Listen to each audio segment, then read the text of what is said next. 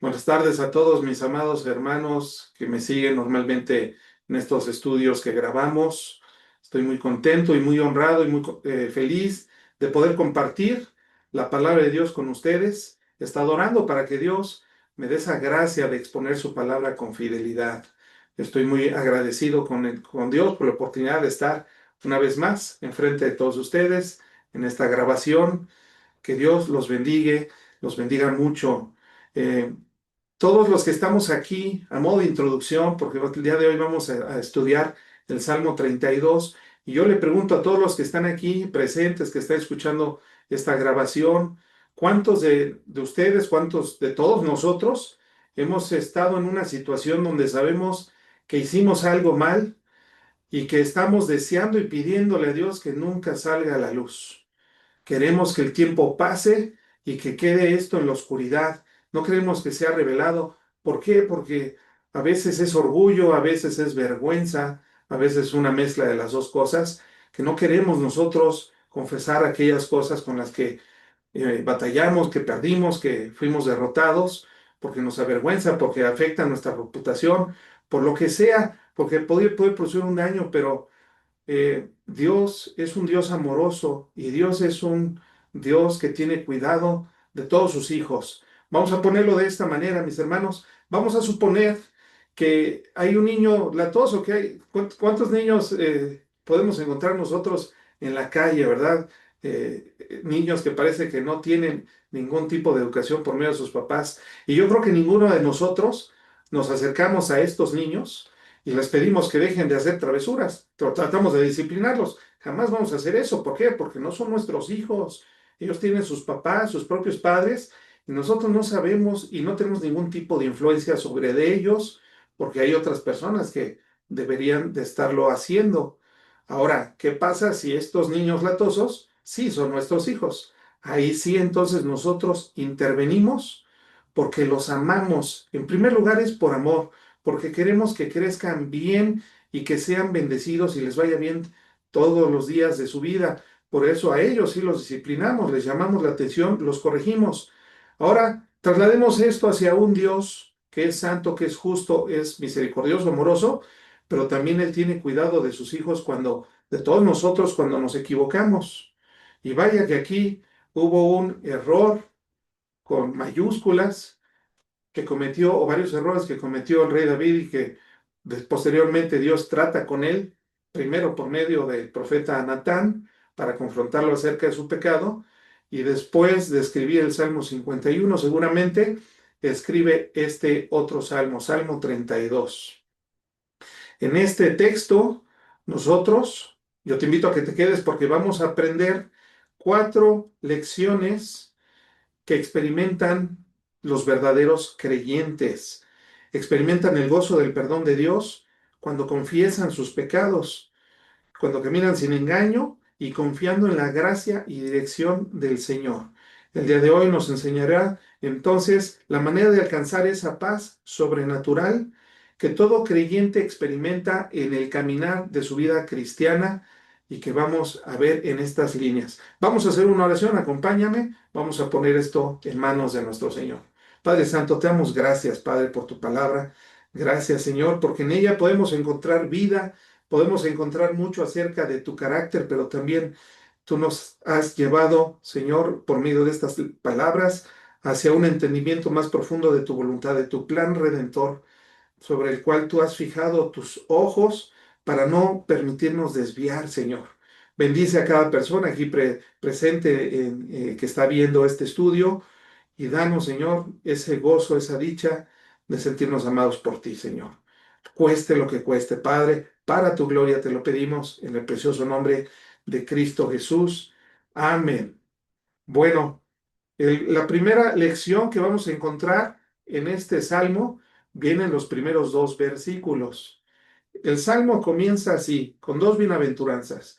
Bienaventurado aquel cuya transgresión ha sido perdonada y cubierto su pecado.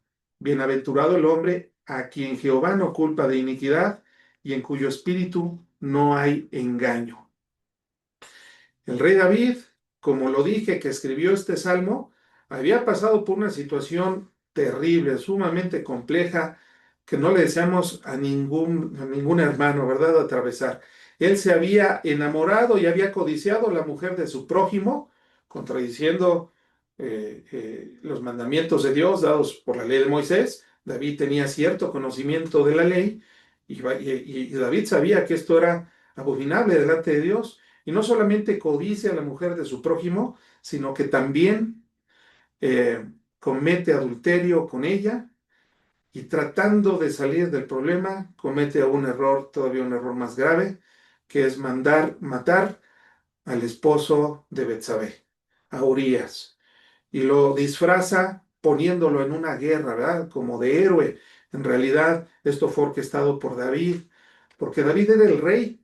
David era un rey muy sabio que había estado en comunión con Dios, que Dios lo había usado grandemente como líder de la nación de Israel, y él sentía que podía hacer todo esto porque él era la máxima autoridad en el reino, y él no confiesa su pecado, se calla, lo trata de arreglar a su modo y se equivoca. David lo hace de esta manera, sin embargo, en este salmo ya no está confesando su pecado, sino nos está transmitiendo a nosotros, los creyentes, el peso del pecado no confesado. Él en este salmo nos está dando una lección. Él ya probó la amargura de, del pecado, pero también el alivio de sentirse perdonado. Ahora nos instruye como un padre a su hijo hacia el camino del verdadero gozo. Él empieza con estas dos palabras, bienaventurado. Bienaventurado, según el diccionario de la lengua española, significa ser feliz, afortunado, dichoso, y es lo opuesto a ser infeliz, desgraciado o desafortunado. Sin embargo, en este texto, la palabra bienaventurado tiene un significado mucho más profundo y se refiere a la dicha y la felicidad de haber sido altamente favorecido por Dios al no ser inculpado de pecado, ser verdaderamente feliz. Y observemos en estos dos versículos las tres palabras a las que usa David para referirse al pecado. El primero de ellos es la transgresión. La transgresión es una rebelión hecha de manera deliberada. A decir verdad, ningún pecado se hace sin querer queriendo, como diría el Chapulín Colorado. Todos lo hacemos siempre de una manera premeditada.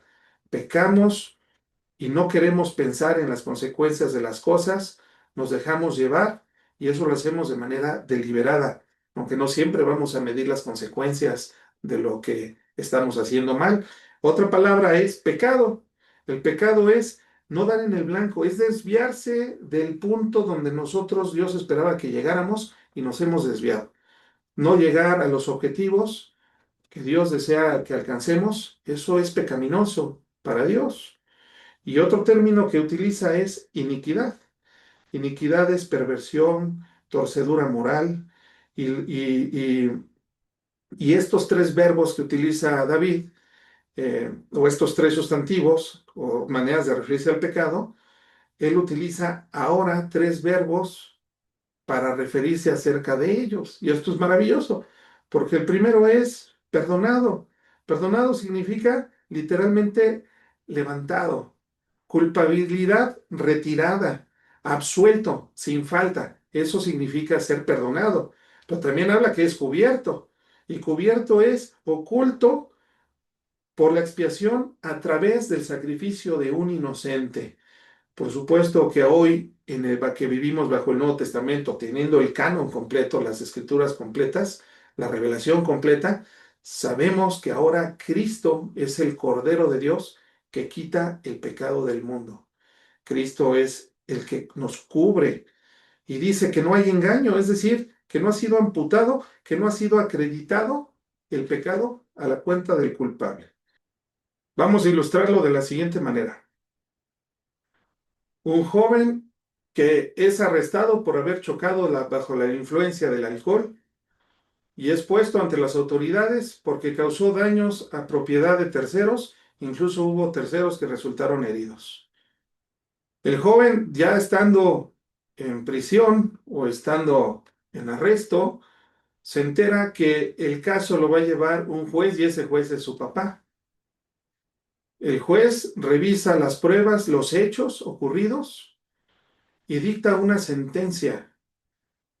La sentencia es, tiene que pagar, es culpable y tiene que pagar 1 millón de pesos como indemnización por los daños que causó, o de lo contrario tendrá que pasar 3 años de cárcel.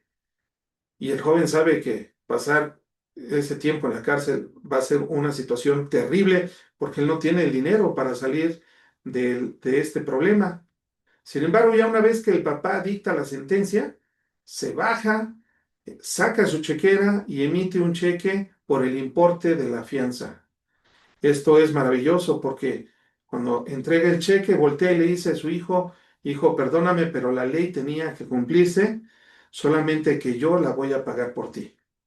Eso es una manera de ilustrar lo que estamos escuchando en estos primeros 2 versículos. Los cristianos maduros debemos ser y convertirnos en fugitivos de la tentación y del pecado que constantemente nos asedia. Estamos bajo acoso de día y de noche y en algunas tentaciones muy sofisticadas, de la forma que sea, bajo las circunstancias que estemos atravesando, en algunas vamos a caer y vamos a pecar. Eh, Esto nos va a provocar que nosotros fallemos. Si nosotros supiéramos que nuestro gozo depende de nuestro propio desempeño, viviríamos frustrados, definitivamente. Frustrados, eso sería la palabra que lo describe. Sin embargo, ya no es por desempeño propio, sino por lo que Cristo ya hizo cuando vino hace cerca de 2000 años. Él vivió una vida santa y perfecta. ¿Y qué es lo único que nos pide? Que nosotros confesemos nuestros pecados y nos apartemos. Y entonces vamos a poder disfrutar nuevamente del gozo de sabernos perdonados. En Primera de Juan, capítulo 1, versos 8 al 10, dice así el apóstol Juan: si decimos que no tenemos pecado, nos engañamos a nosotros mismos y la verdad no está en nosotros. Si confesamos nuestros pecados, Él es fiel y justo para perdonar nuestros pecados y limpiarnos de toda maldad. Si decimos que no hemos pecado, le hacemos a Él mentiroso y su palabra no está en nosotros. El autor de Hebreos en el capítulo 4, verso 15 nos dice, porque no tenemos un sumo sacerdote que no pueda compadecerse de nuestras debilidades, sino a uno que fue tentado en todo, según nuestra semejanza, pero sin pecado. Él es Jesucristo. El gozo del perdón representa los pasos en nuestro caminar en la dirección que Dios desea para todo creyente, la dirección que va hacia la santidad. Y esa es la dirección que Dios está buscando de nosotros, su iglesia. Dice Isaías 35:8, y habrá allí calzada y camino y será llamado camino de santidad. No pasará inmundo por él, sino él mismo estará con ellos. El que anduviera en este camino, por torpe que sea, no se extraviará. Y esto es algo que nos debe de traer a nosotros mucha paz y tranquilidad. Una, para no equivocarnos, y dos, para acercarnos de la manera que Dios espera de nosotros. Porque esto nos lleva a la siguiente gran lección. El pecado no confesado nos atrae mucho peso hacia nosotros. Leamos el verso 3 y 4. Mientras callé, se envejecieron mis huesos en mi gemir todo el día, porque de día y de noche se agravó sobre mí tu mano, se volvió mi verdor en sequedades de verano. Aquí nosotros estamos viendo que David recuerda en estos 2 versículos el periodo más oscuro de su vida espiritual. Dios no había retirado el amor que sentía por David, pero sí su comunión. El pecado oculto había erosionado su alma. Mientras callé, se envejecieron mis huesos en mi gemir todo el día, porque de día y de noche se agravó sobre mí tu mano, se volvió mi verdor en sequedades de verano. David describe el deterioro físico y espiritual del pecado no confesado. John MacArthur dijo lo siguiente: el pecado no confesado paraliza el alma del creyente, la culpa produce sequedad espiritual, el gozo se extingue y el poder del espíritu se apaga. La mano de Dios era pesada sobre David, no en ira condenatoria, sino en amorosa disciplina. El padre no deja en paz a un hijo que ama cuando ve que está haciendo las cosas de manera equivocada. Vamos a recordar la historia. Esta es una historia verídica de un arquitecto que dedicó toda su vida con mucho empeño a construir y a diseñar y a grandes cosas. Empezó con cosas pequeñas, pero conforme fue creciendo, fue agarrando prestigio, nombre y cada vez hacía cosas más grandes y más hermosas. Este arquitecto, ya entrando en años, próximo a a su retiro profesional, es nombrado, elegido, su bufete de arquitectos es elegido para construir uno de los edificios más hermosos de la zona del distrito de la ciudad donde él vivía. Él gana la licitación, hacen el diseño, proceden con todas las cosas como estaban planeadas, solamente que él no se dio cuenta que durante el proceso constructivo, por escasez de material de acero, sustituyeron algunas vigas principales por otras más robustas, de mayor calibre y que en teoría iban a poder cumplir con el requerimiento mecánico del que de las fuerzas demandaba el proyecto, pero no le informaron a él. Simplemente procedieron y estas estructuras van remachadas. Ellos, los constructores, utilizaron la misma cantidad de remaches que estaban planeados en el proyecto original. Sin embargo, el arquitecto, cuando hizo un recorrido durante ya la construcción que estaba avanzada, se dio cuenta de este pequeño gran cambio. Nervioso y temeroso de que esto le afectara a su reputación, empezó a hacer a solas y en silencio todos los cálculos nuevamente con las nuevas especificaciones del material que se había utilizado. Y tras varias semanas se dio cuenta que no era la cantidad correcta de remaches las que debían llevar esas nuevas columnas. Incluso buscó en túneles de viento hacer pruebas para ver si podía soportar con esa cantidad de remaches estas estructuras, los vientos ciclónicos que en esa ciudad llegaban a ocurrir. Él se dio cuenta que estos ciclones que podrían derrumbar el edificio ocurrían una vez cada 50 años y él ya estaba próximo a retirarse. Decidió guardar silencio pensando que podría disfrutar de un gozo y de una fama temporal y su nombre ser incluido dentro de los arquitectos de mayor influencia en el mundo moderno de la arquitectura, y era mejor quedarse callado. Al fin de cuentas, si algo pasaría, sería dentro de muchos años y él ya no estaría aquí para poderlo testificar. Decidió quedarse callado.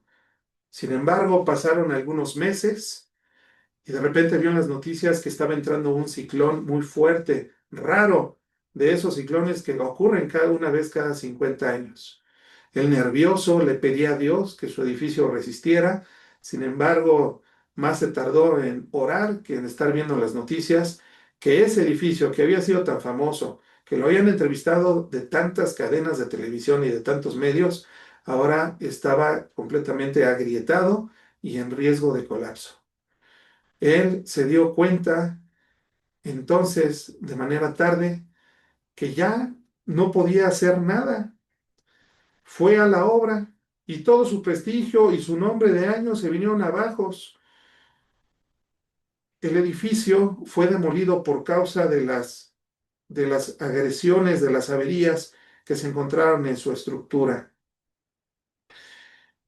Él, en un momento que se queda a solas, con lágrimas en los ojos, dice para sí mismo: el tiempo no borra lo que el corazón se niega a confesar, solo lo deja endurecerse hasta que se quiebra.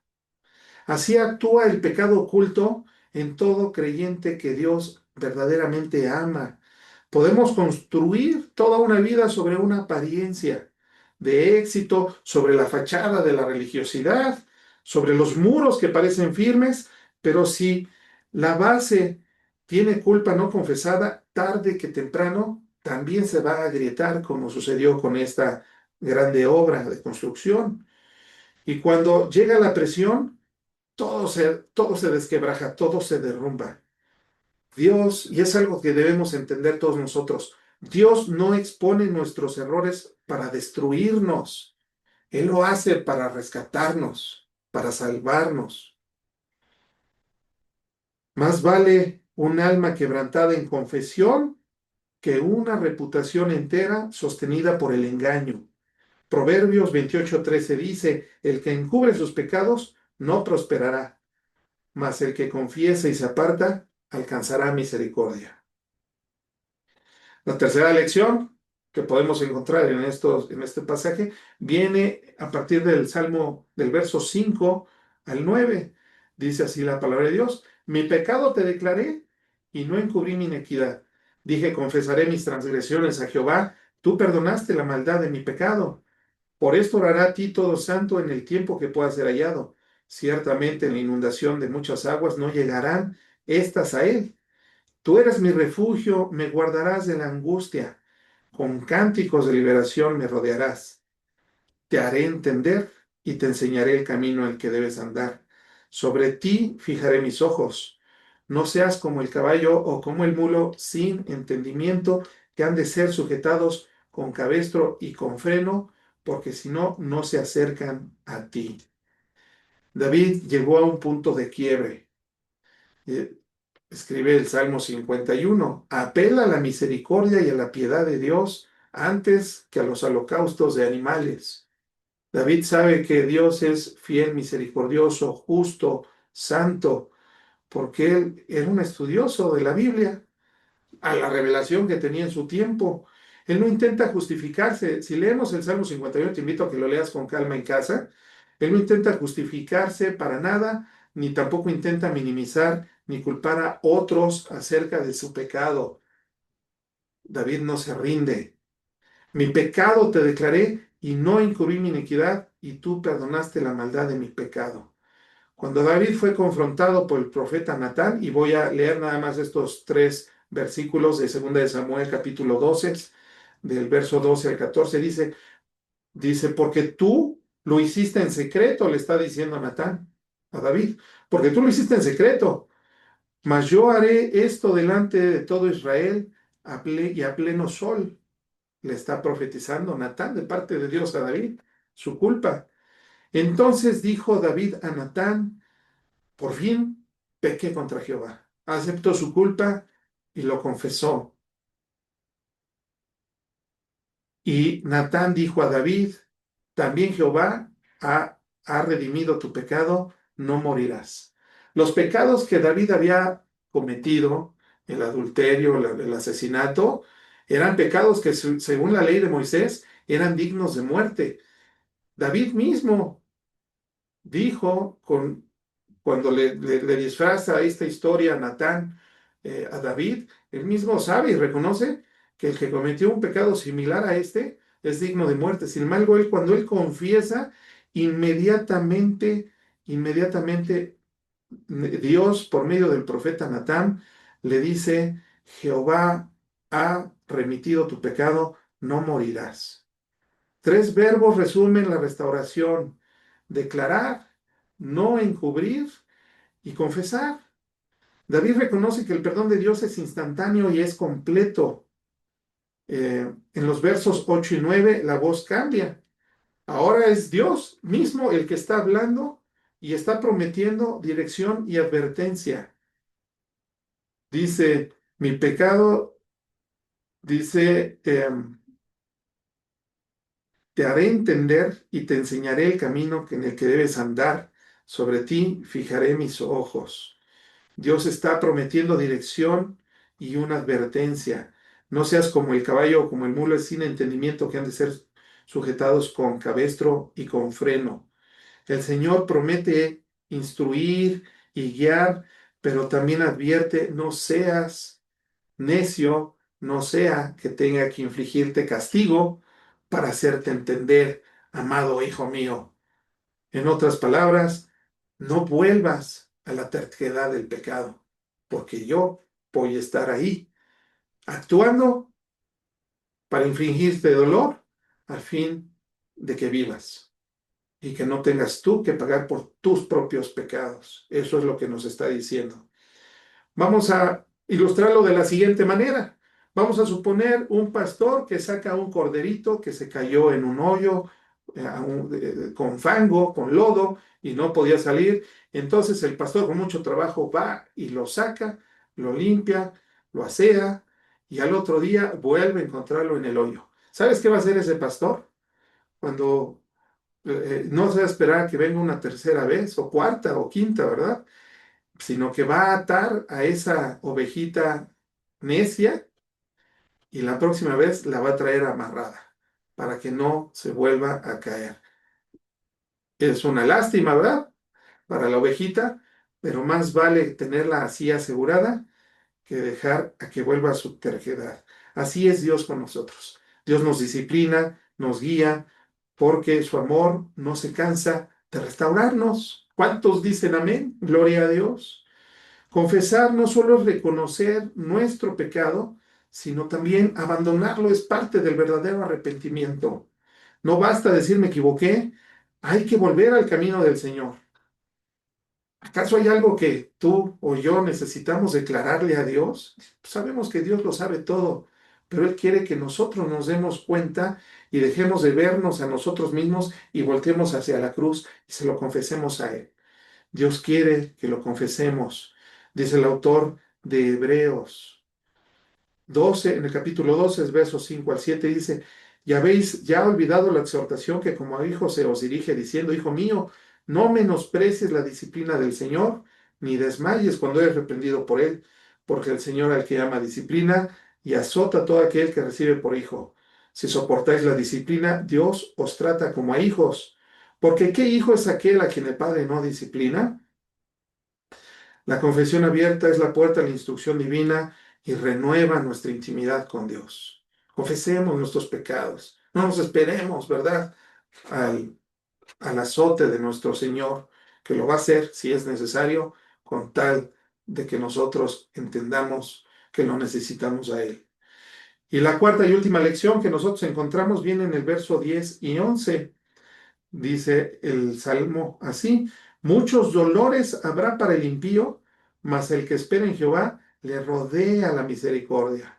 Alegraos en Jehová y gozaos justos y cantad con júbilo todos vosotros los rectos de corazón. David culmina este salmo con una alabanza para nuestro Dios. La restauración de David se convierte en testimonio para todos nosotros. Así como lo fue su pecado, también su proceso de restauración ahora nos edifica a nosotros. El contraste es claro. Dice así, muchos dolores habrá para el impío, mas al que espera en Jehová le rodea la misericordia. Los que persisten en el pecado cosecharán dolor. Los que confían en el Señor, ¿qué crees? Lo dice aquí, vivirán rodeados de su misericordia. Muchos dolores hay para el impío. El resultado del perdón, no solo el alivio, sino adoración. El resultado de un corazón gozoso que, no, que Dios nos ha abrazado y nos ha aceptado de vuelta en casa es de gozo, es de canto, de júbilo. Todos nosotros, los rectos de corazón, nos amamos cuando Dios nos perdona y le pedimos perdón, nos arrepentimos genuinamente. John MacArthur lo resume de la siguiente manera. La evidencia de un corazón perdonado no solo es la paz interior, sino un gozo visible que exalta a Dios. Vamos a suponer la historia de un prisionero que pasó muchos años en prisión y ahora es liberado. El prisionero, ningún prisionero que es liberado después de pasar muchos años en un calabozo o en una prisión, va a voltear extrañando su celda, ¿verdad? Cuando sale, sale brincando, sale con gozo, no va a voltear para atrás, pero ni cerca, ¿verdad? Se le va a ocurrir extrañar su cárcel. Así debemos vivir todos los creyentes cuando nos sentimos perdonados por Dios, porque su palabra lo dice, lo sintamos o no, Él lo hace y Él es fiel a sus palabras y a sus promesas. Así no hay lamento del pasado, sino celebración de la gracia que nos sostiene todos los días. La vida cristiana no es una carga, mis hermanos, sino es un canto.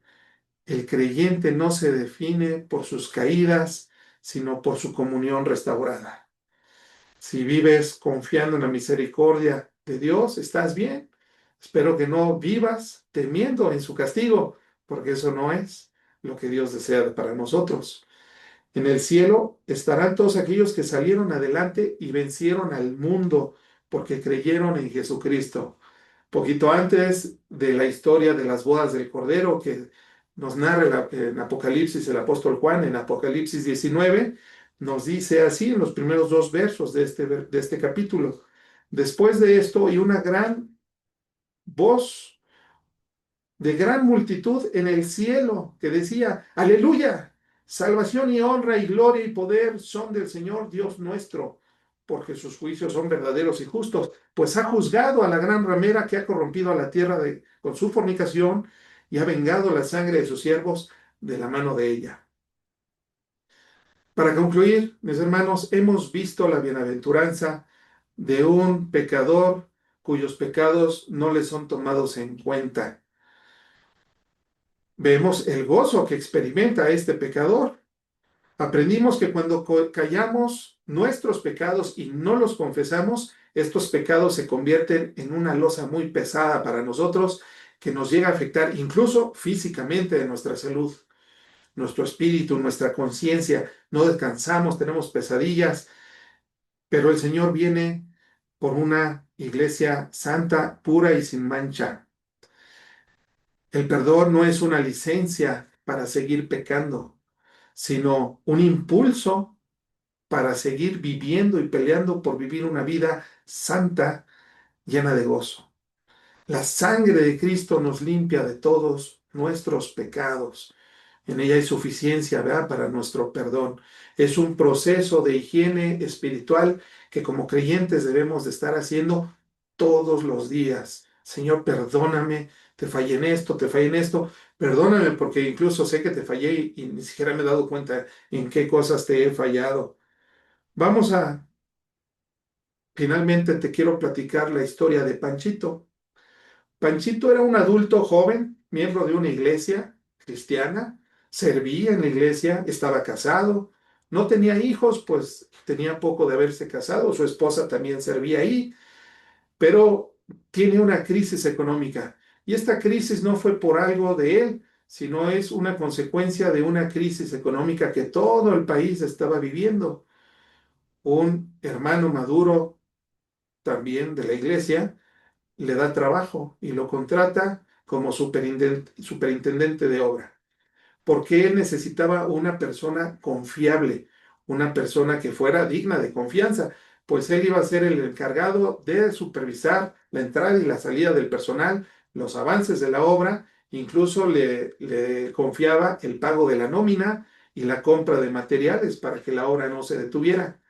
Después de un tiempo, Panchito le entra la ambición al ver el flujo de dinero y comienza a robar. Tomó una mala decisión, porque se le hace fácil empezar a cobrar de la nómina de personas que renunciaban al trabajo y él decía que seguían trabajando.